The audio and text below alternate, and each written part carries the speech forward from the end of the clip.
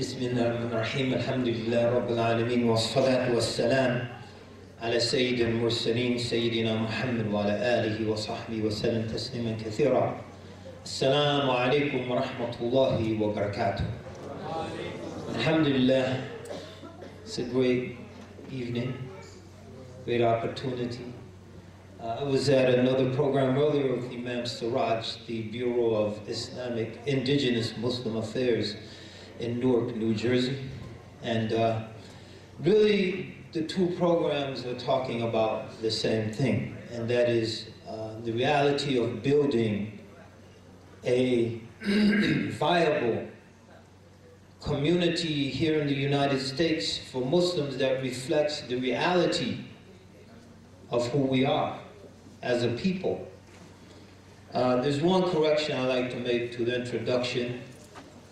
He mentioned Zaytuna Institute, that's now Zaytuna College, and I only say that because I want to give credit to a lot of people who work very, very hard to make that a reality, and you just probably have no idea of the level of work that's required. So I think it's an injustice not to acknowledge that. In any case, the topic I've been asked to address is youth, politics, and Islam. You have it before you on the flyer. So let's proceed in that order. Youth have always played a very critical role in Islam. And in saying that, we're not just talking about Islam in its final manifestation under the guidance of the Prophet Muhammad sallallahu alaihi wasallam. We're talking about Islam going back to the beginning. So we know in our history there's a very illustrious youth whose name is Abraham. And his career didn't begin later in life, although many of the very significant events around his career, they date to a later date in his life. But in his early life, Allah Ta'ala records a lot of verses in the Quran. We like to call attention to two. And those two describe a time when Ibrahim alayhi salam smashed the idols that his people were worshiping other than Allah subhanahu wa ta'ala. And so Allah Ta'ala records in the Quran, قَالُوا مَنْ فَعَلَ هَذَا بِآلِهَتِنَا إِنَّهُ لَمِنَ الظَّالِمِينَ. So they say, who has done this to our idols? Verily he is a wrongdoer. He's an oppressor. It's not right. He smashed our idols. What are we going to worship now? قَالُوا سَمِعْنَا فَتًى يَذْكُرُهَا يُقَالُ لَهُ إِبْرَاهِيمُ. They say, we heard a young man. قَالُوا سَمِعْنَا فَتًى. We heard a young man conspiring against him.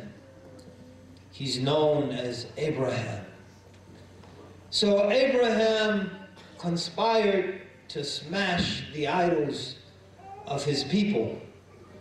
And this is a job young people are most qualified to do.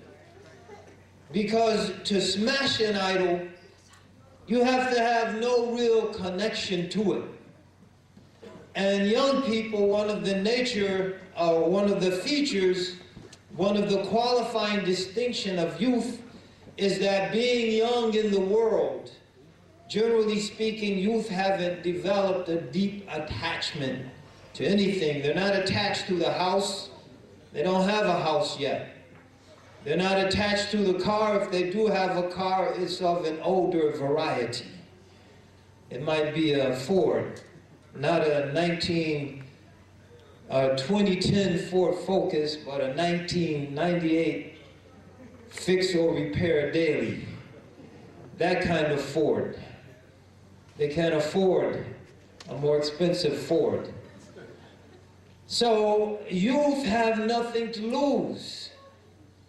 And because they have nothing to lose, they find it very easy to smash idols.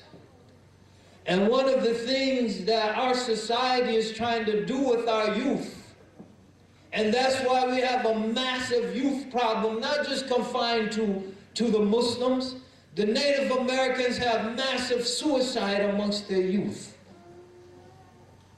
The wider society, massive rates of dropouts, illegitimate births, drug addiction, alcoholism. You know the problems. And one of the reasons is because we tell our young people, we don't want you to smash any idols. Because if you do, you might smash some of the idols that we adults are worshiping. And we can't deal with that. Because maybe we're making money from these idols. Maybe these idols are a means for us to lord ourselves over others. Maybe these idols are a means for us to create the illusion that we possess power or influence that others don't possess. So leave our idols alone. And so our youth are not empowered, as our chaplain and our Imam Khalid Latif was so eloquently pointing out, are not empowered to do the things that righteous youth should do. Young people, you should be idol smashers.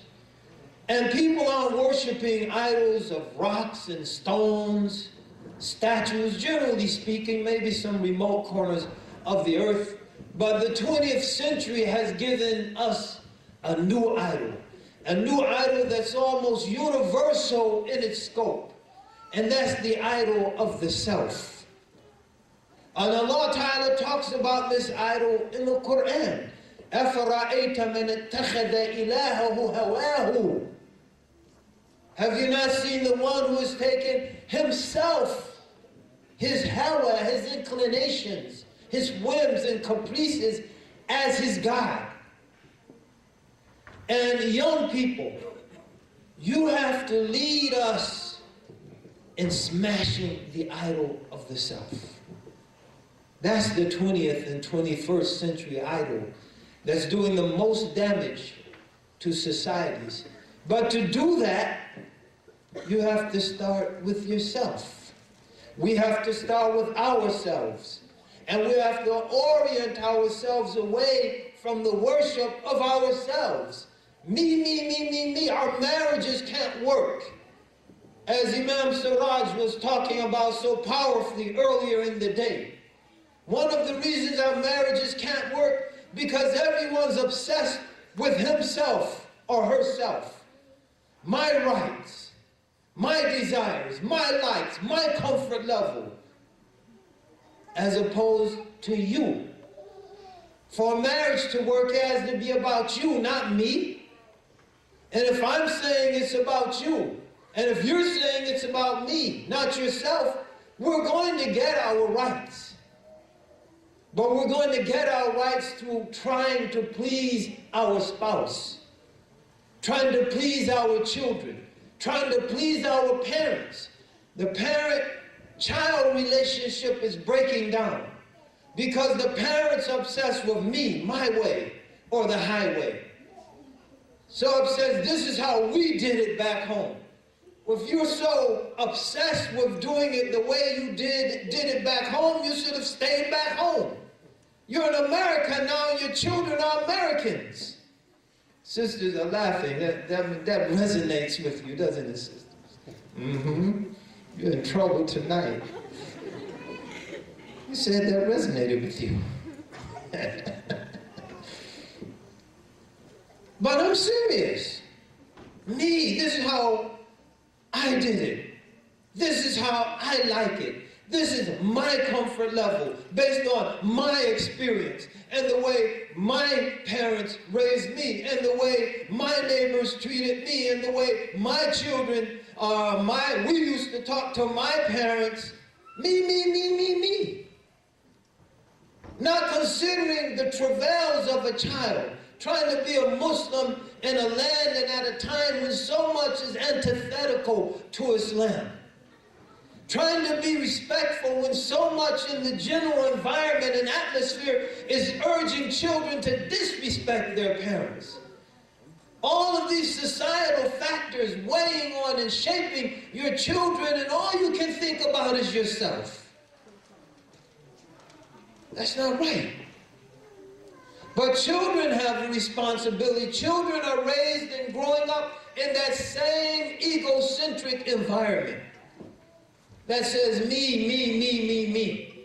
I want to watch this. I want to have a boyfriend. I want to have a girlfriend. I want to have a friend with a purple streak in his hair and go to a cake party with him. I want me, my, me, my, me, my.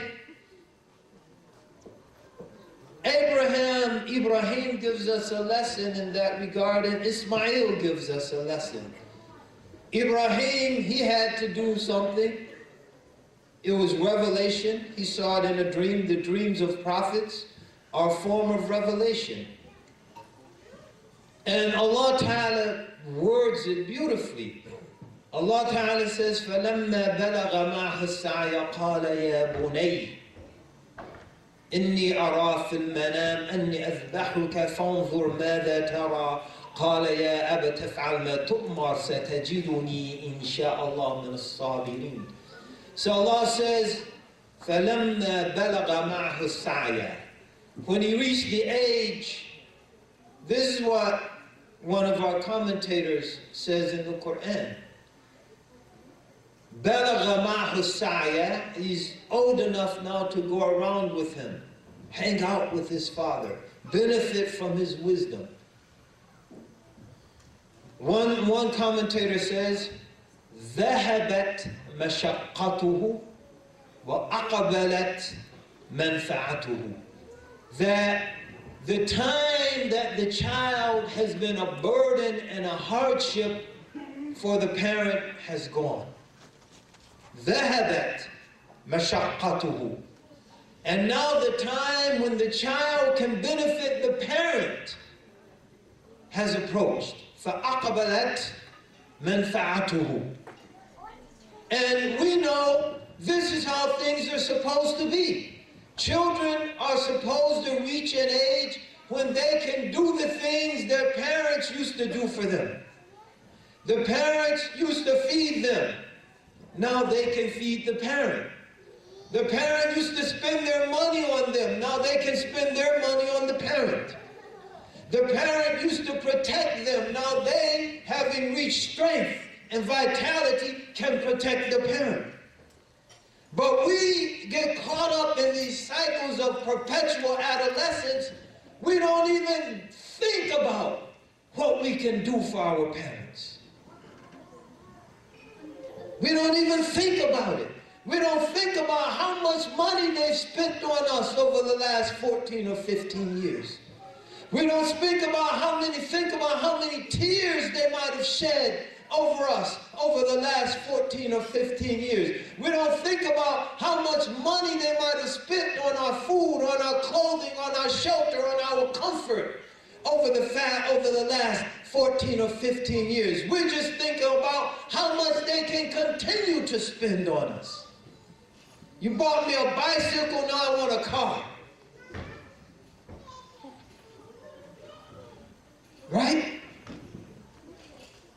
What can I do for you now? That was the age Ibrahim alayhi salam had reached. And his father says to him, I've seen in my dream I have to sacrifice you. What do you think about this? Let me know how you feel about this. He consulted his child, even though he knew this is something I have to do. That doesn't prevent me from consulting my child.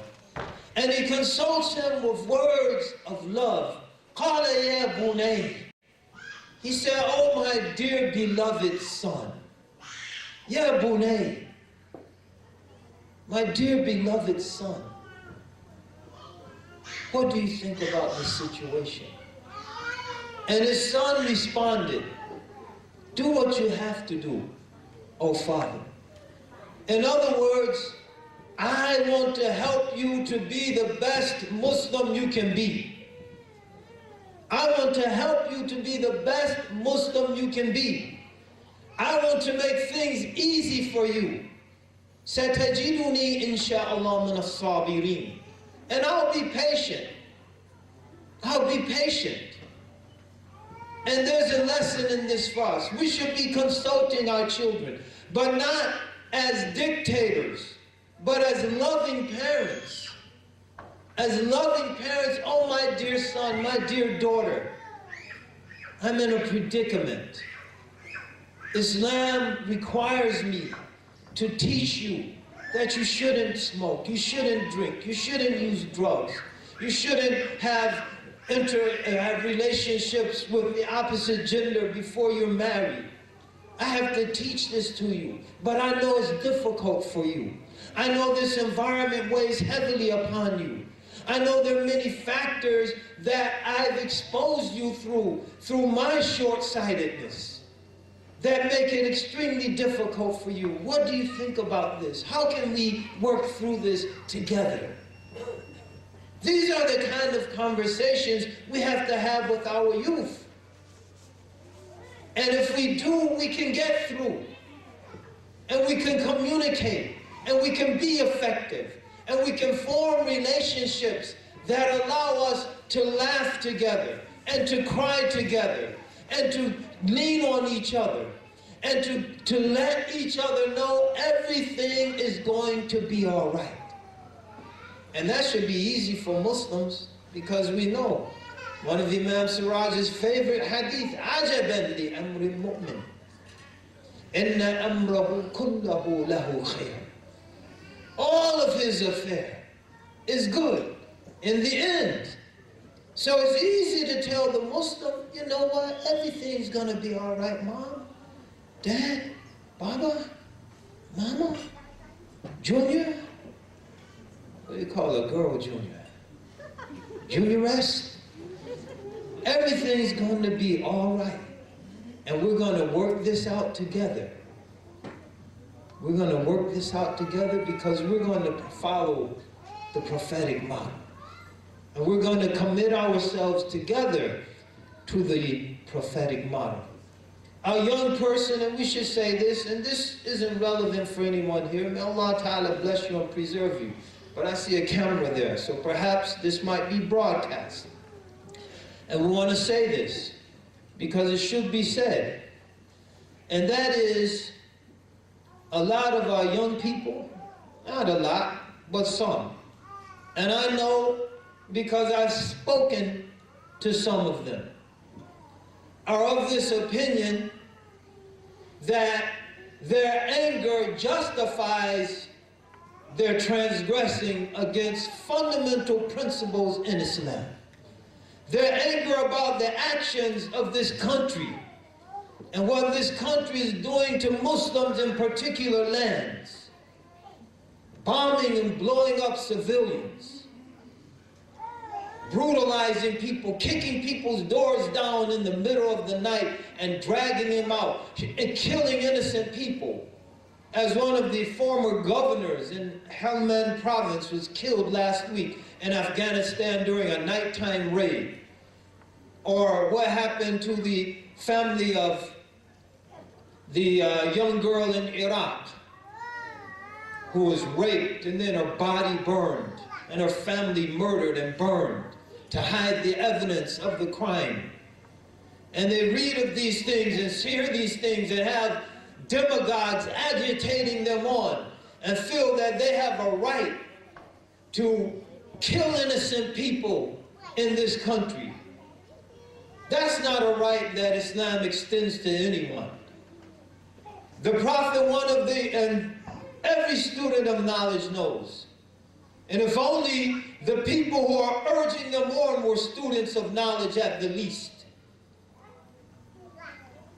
that one of the things that is agreed upon by all of our scholars historically, from the ijma' of this ummah, نهى رسول الله صلى الله عليه وسلم عن قتل النساء والصبيان. that our Prophet ﷺ forbade killing women and children.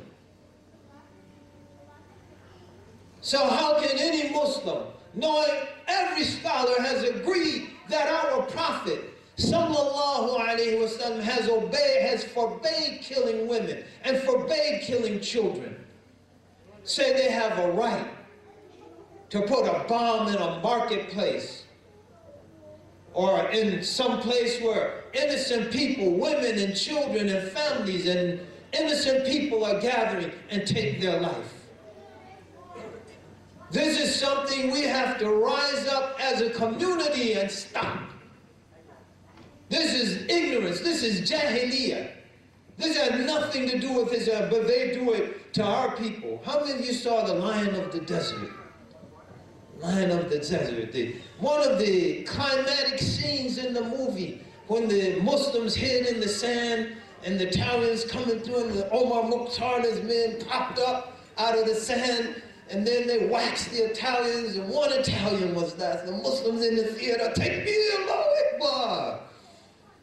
Remember that? Siraj remembers. And the one Italian was left, he and Omar Mukhtar, actually Anthony Quinn, gave the flag back to him and said, take this back to Graziano and tell him it doesn't belong here. And then one of his men said, kill him. We should kill him. And Omar Mukhtar, he said, we don't kill prisoners. And what did the man say? They kill our prisoners. And what did Omar Mukhtar say? Anthony Quinn playing Omar Mukhtar. What did he say? Everyone remembers. They are not our teachers. The U.S. Army is not our teacher. The CIA isn't our teacher. The Green Beret, Special Forces, Delta Team, Black Ops, Psych Ops, the people who conceive them, they are not our teachers. The Prophet is our teacher. Sallallahu alayhi wa sallam. And he gave us a higher standard for us to raise the rest of humanity up to, not for us to go down to their standard. For us to raise them up to a standard where every army and fighting force on the face of this earth can say, we don't kill civilians. We don't kill non-combatants. We don't kill women. We don't kill children. That is our ethos. And if Muslims don't do it, who's going to do it? We're going to go down into gutter because some people in the gutter, we see some people wallowing in the filth, in the ditch and the sewage. We're going to climb down in the sewer with them? Or we're going to pull them up out of the sewer and we're going to clean them up? Which is it going to be? And our young people, this should be the message you're taking to this society, because you have the rest of your life to do it. Equip yourself, educate yourself. And these young people, and I've said it to their face, I'll say it on camera, they're a bunch of cowards. They're a bunch of cowards. Because they're ready to go and pick up a gun. You say that takes courage. But they don't have enough courage to knock on their neighbor's door and explain the principles of Islam to them. Not a single one of them. They don't have enough courage to sit down with their neighbors and to refute some of this nonsense that's being spewed about Islam. They don't have enough courage to go tell these people who Afia Siddiqui is. They'll get mad because she was done an injustice, but won't do anything to educate the people about her case. That's not courage. That's cowardice. And that's an abdication of duty. Allah gave you the ability to read and to write.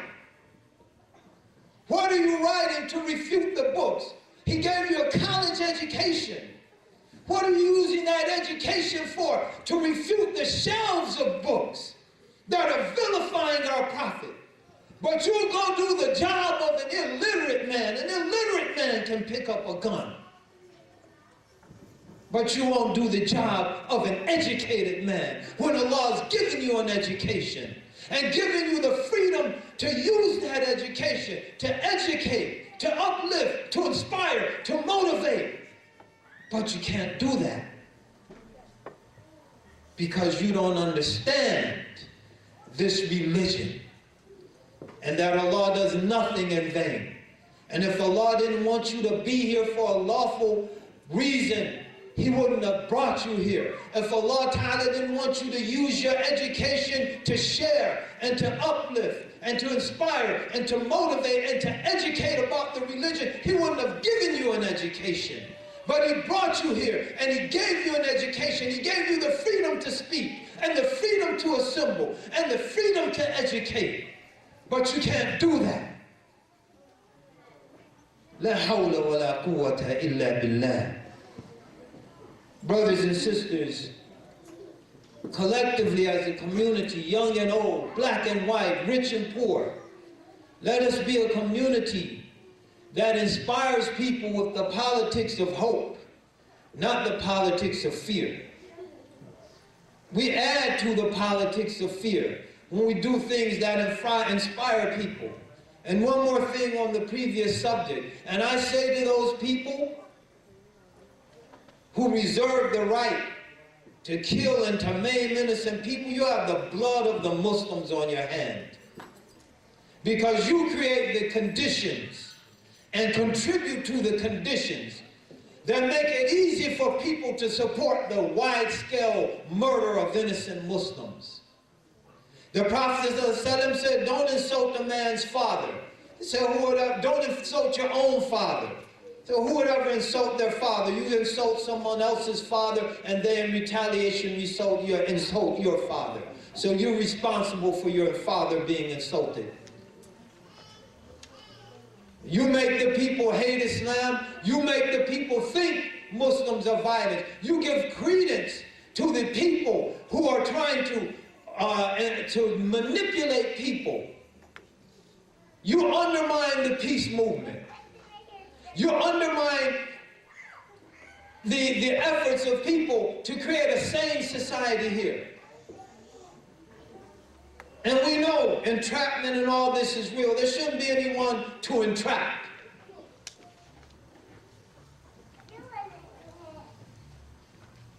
The politics of hope, and not slogans. We heard slogans about change you can believe in. I'll tell you change you can believe in. If you don't say La ilaha illallah, say La ilaha illallah. That's a change you can believe in. You change from disbelief to belief. I'll give you something to hope for. Say La ilaha illallah, Muhammad Rasulullah, and be sincere in that. You can hope for Allah's mercy and Jannah and paradise. That's something to hope for.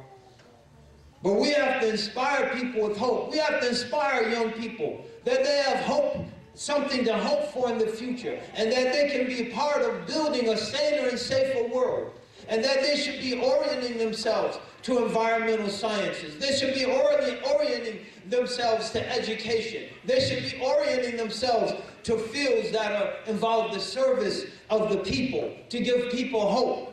That I know there's hope because those Muslims reached down to me and touched my life. A lot of you saw the video of the man who came to rob the man's store, and the Muslim, being a good Muslim, he had something to protect himself with. And the man begged for mercy, and he said, you know, he gave him some money and some food, and the man went, fed his family, turned his life around, accepted Shahada, came back, and thanked the man. That man gave him hope. A lot of us didn't have hope. When I was 19 years old, before I took my Shahada and became a Muslim, I didn't know what my life was going to be like 5 or 10 years down the road. I couldn't even see 2 years down the road. I'm sitting with my friends, we're sitting around, and we talked, the future was 2 weeks in front of us. We didn't know if we were going to be alive in a year or two. And Islam gave me hope. And gave me hope that this situation in this country could be better. And anyone who's converted because they were inspired by the message of Islam. It gave them hope. It gave you hope, didn't it, Imam Siraj? It gave you hope. It gave you hope, Brother Mustafa. Zaid, Islam gave you hope. Abdullah, you got hope through Islam. It's a message of hope. We need to be sharing that message, brothers and sisters, and spreading the politics of real hope in this land. that everyone can have enough to eat, everyone can have shelter, everyone can have adequate clothing in these cold winter months. No one has to go hungry, no one has to be sleeping on the streets. And Muslims should be in the forefront because that's what we do as Muslims. When we come into a society, we bring hope to that society. And that's why people all over this world, people from Poland, they're indigenous Polish Muslims in the Crimea, in Siberia, there are indigenous Muslim populations in Siberia, in Malaysia, the islands of the South Pacific, wherever Muslims are going, here in this country, wherever Muslims have gone, they brought hope with them. That's what we do. And we have to be about that work as a community. We should be inspiring people with the politics of inclusion, that we all have a part to play in this country. It's a pluralistic country. I don't want it to just be for Muslims. I want it to be for everyone. I want equal protection of the law before the law for everyone. For Muslims, Christians, Jews, whoever. And we can freely express our opinions. And whoever likes Islam, they can become a Muslim. And whoever doesn't like Islam, they can remain in whatever they're in. But our society is open. And our society is a society of mutual benefit. And our society is a society of human upliftment. These are the things we should inspire for. The politics of love over the politics of hate. We're people of love. Some people don't even think love exists in the Islamic lexicon. If you're a Muslim, you have to... Muslim. Yeah. I'm hard. Muslim. Mess with me, I'll stomp you. Mash you. Chew you out and spit you out. Because I'm a Muslim. That's how Prophet was described, sallallahu alaihi wasallam. Said he was soft. Not in battle, but in his regular life, his dealing with people, he was soft. Not hard. He was shy, not audacious. He was shyer than a young virgin in her inner apartment. Sallallahu alayhi wasallam. He didn't compromise for the truth. He loved. Sallallahu alayhi wasallam. He loved the children. He loved the women folk. He loved the poor people. He loved his companions. Sallallahu alayhi wasallam. He loved the people who are Muslims. He didn't love their kufr, but he loved them as a human being. And because he loved them, he tried to extend the message of hope and salvation to them. You can't give dawah to people you don't love. And since we got this image of the vengeful, hating, mean, scowling Muslim, what happened to the dawah? Before we had that, dawah was everywhere. People going down in the streets, talking to people like me. Everywhere. On their jobs, everywhere. Now they're kuffar. Talk to these kuffar. Then what are all those verses in the Quran about calling people to Islam with wisdom and beautiful teaching and discussing with them in ways that are the best? What happened to all of that?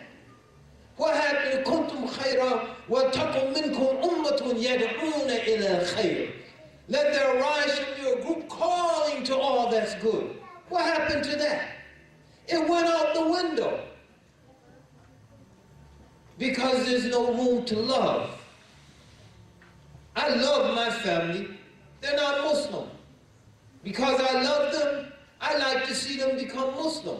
I like to see them enjoy what I enjoy in Islam. I like to share this with them out of love. And not only should we love the people, we should see them as being better than us. You see them being better. They're not beneath us. They're potentially better than us. Again, these are our Muslim teachings. فَخِيَارُكُمْ النَّاسُ مَعَادِنِ الذَّهَبِ وَالْفِضَّةِ فَخِيَارُهُمْ فِي الْجَاهِلِيَّةِ خِيَارُهُمْ فِي الْإِسْلَامِ إِذَا فَقَهُوا. People are like loads of gold and silver. They have different purity. They have different value. And the best of them in Islam, before Islam, will be the best of them in Islam if they get a sound understanding of the religion. I want the people in Islam. Maybe they'll be better than us. We can't take the religion beyond our neighborhood. Maybe since they're taking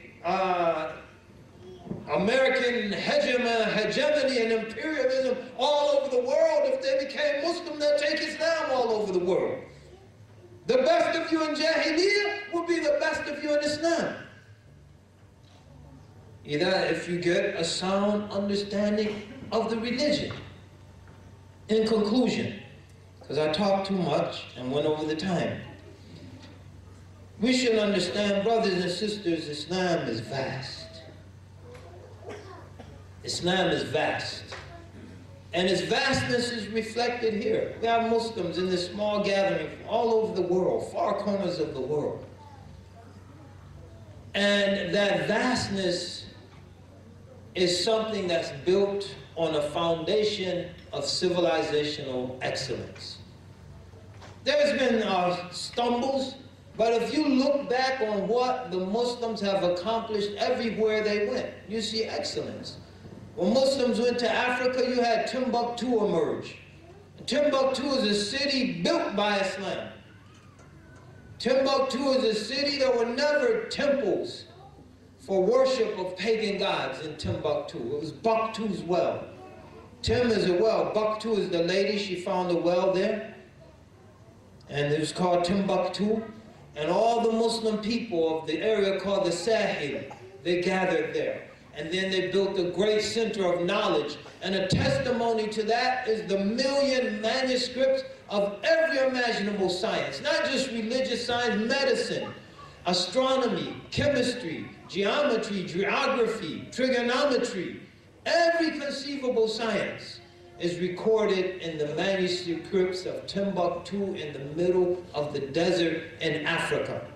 We know what Islam did in South Asia. Many of you are from South Asia. Islam built the Taj Mahal. Islam built the geometrical genius that's embedded in the architectural structure. That was the gift of Islam. That perfect symmetry that mesmerizes visitors from all over the world to this very day. That was from the fruits of Islam in South Asia, in Europe, in Spain, Hamra, Cordova, all of those wonders. Those were the gifts of the civilizational genius of Islam. And now it's time for us in this country to build those manifestations and testimonies of the genius of Islam right here in North America. And we're gathered here to begin that process with these institutions and the infrastructure that we're endeavoring to establish right here in Edison, New Jersey. So brothers and sisters, understand that first and foremost, and it's appropriate that we talk about service. Kuntum khayra ummatin ukhrijat lin-nas. You're the best community raised up to serve the people. And our masjids should be places of service to the people, but we have to understand first and foremost, they should be places erected for the service of Allah subhanahu wa ta'ala. Our Prophet sallallahu alayhi wa sallam, he didn't say, Man bana masjidan lin-nasi, bana Allahu lahu baytan fil jannah. Whoever builds a masjid for the people, Allah will build him a masjid in paradise. He said, Man bana lillah masjidan lillah. Whoever builds a house for the worship of Allah, Allah will build for them a house in Jannah. So brothers and sisters, first and foremost, we're servants of Allah subhanahu wa ta'ala. We should never neglect that, because we can get so caught up in the ethos of serving people, we forget the ethos of serving Allah subhanahu wa ta'ala. And we forget what it's all about. It starts with Allah subhanahu wa ta'ala. And if we make our service to Allah subhanahu wa ta'ala sincere, if we make our service to Allah deep, if we make our service to Allah great, Allah Ta'ala will bless us with the means to serve the people. Allah Ta'ala will make the people's hearts melt before the Muslims. إِنَّ الَّذِينَ آمَنُوا وَعَمِلُوا الصَّالِحَاتِ. Those who believe and do righteous deeds, deeds of prayer, of fasting, of pilgrimage, of charity. سيجعل لهم الرحمن ودا. Allah will make love for them in the hearts of the people. So brothers and sisters, first and foremost, let's do it for Allah. So when Imam Siraj comes up here in 30 seconds, without an introduction, because you truly all know him, dig deep in those wallets and let's build and expand the Masjid of Allah in Edison, New Jersey, out of our love for Allah subhanahu wa ta'ala. And if we can do that, Allah ta'ala will make love in the hearts of the people. And it won't matter what CNN says, it won't matter what Fox says, it won't matter what this one or that one or the other one says. Allah ta'ala will make love in the hearts of the people. And if you believe that, then put your money where your mouth is. Assalamu alaikum wa rahmatullahi wa barakatuh.